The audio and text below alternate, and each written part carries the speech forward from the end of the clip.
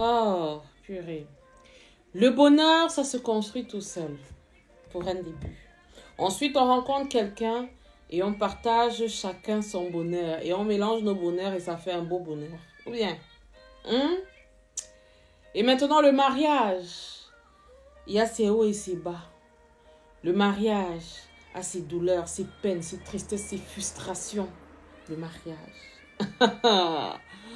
C'est pour ça qu'on dit aussi que le mariage, ce n'est pas pour les enfants. Les femmes sont plus matures et plus vite matures que les hommes. Ça, c'est une réalité. Ce n'est pas un débat. C'est une réalité. Les hommes deviennent matures bien après.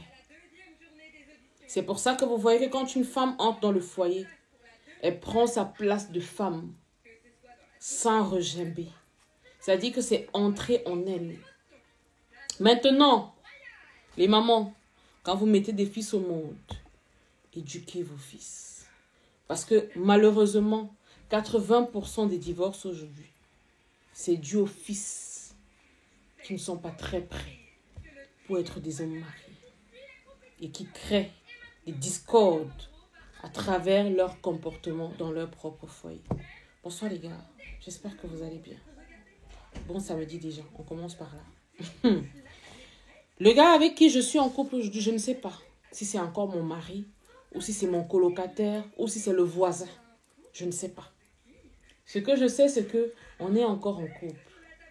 Quand je l'ai rencontré, on était tous deux franchement en train de vivre chacun sa vie. On ne savait même pas où ça allait aller. Pour moi, c'était le coup d'un soir et je passais à autre chose. Je n'étais même pas par rapport. Et parfois, le coup d'un soir se transforme à toute une vie. Ça arrive. Ça arrive. Alors, on a commencé la relation. Notre relation, franchement, on n'avait pas de base. On se disait, voilà, on vit notre vie, on profite. Je travaille, lui aussi travaille. On n'avait pas vraiment d'engagement. La relation continue 1 an, 2 ans. La deuxième année, il me dit, franchement, j'aime ta personne. J'aime qui tu es. J'aime ta façon d'être avec moi. Je lui dis, ah bon? Il me dit oui. Il me dit, franchement, je ne m'attendais pas à ça, mais je suis très surpris par ta façon d'être. Je lui dis, ah, moi, je suis là, posée, tranquille. Je profite de la vie, pépère. Il me dit, d'accord. Un jour, un bon matin, il me dit, je veux faire de toi la femme de ma vie. Je voudrais que tu sois mienne. J'aimerais que tu partages toute ma vie avec moi. Mais avant ça, il y a des choses que je ne t'ai pas dit, que j'aimerais te dire. Avant de te rencontrer, j'ai eu une vie, un passé. Je dis ok. Et dans ce passé-là, j'ai fait un enfant. J'ai un enfant, mais je ne suis pas avec l'enfant en question. L'enfant est chez sa maman. Je lui dis, mais ça ne me dérange pas. Je n'ai pas de problème avec ça. Est-ce que je voudrais savoir, est-ce que tu es prêt vraiment avec ce que tu dis? Parce que c'est beau. Parce que c'est bien beau de dire je vais t'épouser. Mais est-ce que tu es prêt? Il me dit oui, je suis prêt. Je suis prêt à être l'homme de ta vie. Je suis prêt à t'amener devant les hommes et devant Dieu.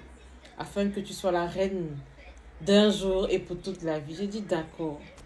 J'en parle à ma famille, je leur dis voilà, je vais me marier et tout. Ma famille me dit ok, tu es déjà grande, tu as ta vie, tu as ton indépendance. Si tu as trouvé l'homme de ta vie, tant mieux, il n'y a pas de souci. On va organiser le mariage comme il se doit.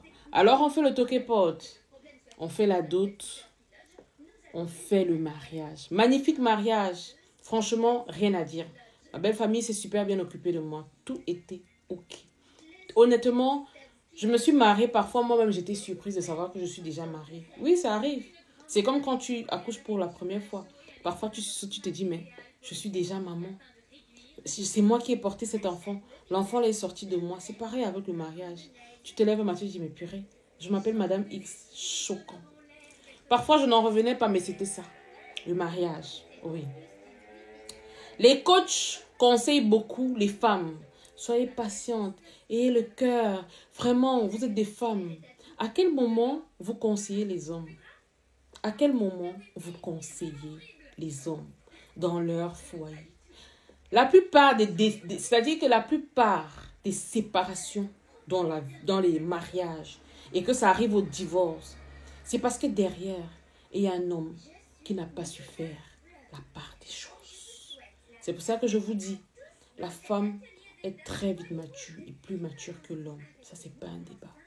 C'est un fait. Ah, je ne savais pas que mon mariage allait être un véritable combat pour moi-même en tant qu'épouse, en tant que propriétaire du pain en question. On commence donc vraiment l'affaire. On dit que qui a trouvé une bonne femme a trouvé le bonheur. C'est vrai ou c'est faux, les gars? Venez me dire. Ou bien? Parce que c'est vous qui savez, hein, qui vous considérez comme une bonne femme. Hein, parce que nous-mêmes, on ne sait plus. Les hommes disent là-bas, on veut les femmes indépendantes financièrement. On veut les femmes stables. On vous donne la femme qui est stable, indépendante financièrement. Vous n'arrivez pas à gérer. Oh non, on veut les femmes soumises. Oh, on veut les femmes qui n'ont pas les problèmes d'aller. Oh, on vous donne la femme soumise, qui vous fait les enfants, qui ne vous dit pas les jeunes n'en disconvient pas. C'est aussi un problème. On se demande réellement si ce sont les femmes le problème ou alors les hommes qui accompagnent nos vies. Le véritable problème dans cette société où les femmes sont tellement marginalisées. Ou bien, 2 ans après mon mariage, 2 ans après mon mariage, me voilà, épouse X. Je suis fière, je monte, je descends. Je tape la poitrine. Les Ivoiriens disent, on ne tape pas la poitrine pour l'homme. Parce qu'on ne sait pas, hein. Tu ne sais pas où ça va sortir. Et puis, bim, un matin, te voilà. Tu ne sais pas où tu dois mettre la tête. Je commence à vivre ma vie maritale. Mon mari travaille, moi aussi je travaille. Entre-temps, on a les projets de devoir faire un enfant, de construire notre vie, d'un jour construire, d'un jour faire ci, d'un jour faire ça. Je lui dis, ok, voilà que maintenant on est en couple, voilà ce que je gagne, voilà ce que tu gagnes. On s'organise comment, qu'est-ce qu'on fait? Il me dit, ok, il n'y a pas de souci. C'est toi qui gères. Trouve la solution, fais un listing, fais comme tu veux, dis-moi ce que je dois te donner et moi je vais me débrouiller avec le. Je lui dis, d'accord. Alors on décide donc de partager certaines charges de la maison. Moi je m'occupe de ça, lui s'occupe de ça. Moi je fais ça, lui il fait ça. Ça nous revient aussi moins cher et ça nous permet peut-être quelque part d'épargner pour pouvoir réaliser les bons projets. Acheter une voiture et tout. Parce qu'il faut savoir qu'à cette période-là, moi, je n'avais pas de voiture. Et lui, il avait une voiture, mais il était dans le projet de vendre cette voiture car ça n'allait plus. Je ne suis pas née dans une famille riche. Je n'ai pas une cuillère en or dans la bouche pour dire que j'attends tout de mon homme, non. On se partage les charges. C'est la réalité qui est là. Je vous dis toujours ça. Entre ce que les gens viennent vous dire, ah, moi, mon mari, vraiment, c'est le roi des rois. Ah, mon mari fait tout pour moi. Vraiment, mon mari, c'est lui qui fait tout. Elles sont très peu comme ça, là, à qui le mari fait tout. Très peu. Où je vous parle là, la femme même qui m'a mise au monde, son mari fait tout pour elle. C'est sa chance. Est-ce que nous, donc, on aura aussi la chance là? Je ne sais pas. C'est vraiment la chance. Comme on dit, le mariage, c'est la chance. On est dans notre relation ici. Le temps s'en va. Vous connaissez les relations. On vit ensemble. Chacun est venu de son côté avec son éducation, avec sa façon de voir la vie. On essaie de se concorder. On essaie d'arranger les choses. Je suis toujours moi, celle qui apaise les tensions. Celle qui cherche à gérer tout ce qui est problème. Celle qui essaie de trouver des solutions. C'est toujours moi qui trouve des activités qu'on doit faire. C'est toujours moi qui essaie de gérer en ce qui concerne sa famille et moi. Mon mari, c'est quelqu'un... Tu peux lui donner le bon Dieu en confession. C'est-à-dire que si on te dit que c'est lui qui a fait ça, tu dis non. Que ce n'est pas Grégoire qui a fait ça. Ça ne peut pas être lui, alors que c'est lui. Et ça, c'est avec le temps que j'ai compris ça. Écoutez bien. Nous voici dans la relation ici.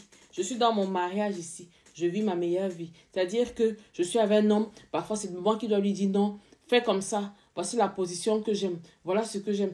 Touche-moi ici. Appuie mon cou. Tords mon cou. Appuie mon ventre. C'est ça qui me plaît. C'est à moi de lui dire ça. Quand on était à deux dehors, on avait des relations intimes. Mais je me disais que bon, peut-être c'est quelqu'un qui est très pudique, qui est très réservé. Donc, sûrement avec le temps, ça va aller. Mais dans le mariage, là aussi, c'est encore moi de faire toujours, d'être en avant. C'est-à-dire que je deviens la dominatrice que je ne suis pas censée être, oui.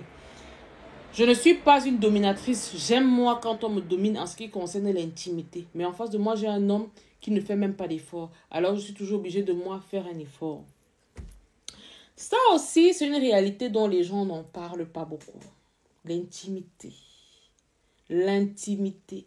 Il y a beaucoup de femmes qui vivent des frustrations dans l'intimité. Parce qu'il y a des femmes, il y a des hommes qui sont très, très nuls au lit. Je dis très nuls. C'est-à-dire que le gars est nul à chier. Tu as seulement envie de mourir. Tu te dis que, mais c'est quoi ça? Je suis dans quoi? C'est vice-versa. Hein? Je n'ai pas dit que des hommes, c'est vice-versa. On continue la relation.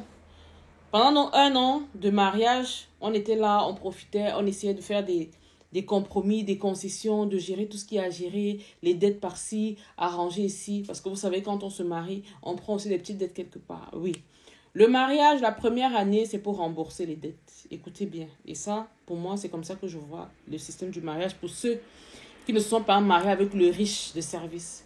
La deuxième année, c'est pour profiter, voyager, découvrir, prendre du temps pour vous, prendre le temps de vivre de votre passion, faire votre lune de miel si vous n'avez pas eu l'occasion. La troisième année, c'est l'année où il faut se poser, se demander, bon, on va où, on fait quoi, on accouche quand, on fait comment. C'est comme ça que normalement les choses doivent être. 3 ans pour vous préparer avant de faire un enfant. Moi, personnellement, c'est comme ça que je vois la chose. Alors, on est là en vie. Le temps s'en va. Et puisque le temps s'en va, on a des projets, on a des trucs à faire. Mais malheureusement, comme on dit, l'homme propose, Dieu dispose. Je tombe enceinte. 1 an après mon mariage, je tombe enceinte. Lorsque je tombe enceinte, je lui dis, voilà, je suis enceinte. On va devoir gérer les choses autrement. Il me dit, ok, il n'y a pas de souci. Je gère. Entre-temps, c'est moi qui prenais en charge tout ce qui était cuisine. C'était moi. Lui, il gérait tout ce qui était eau, électricité et l'appartement. Moi, je gérais tout ce qui était cuisine. Et à côté de ça, je devais faire l'argent de poche de sa mère et lui, il devait faire l'argent de poche de ma maman. On s'était échangé. Ça, c'est comme ça qu'on avait conclu l'affaire.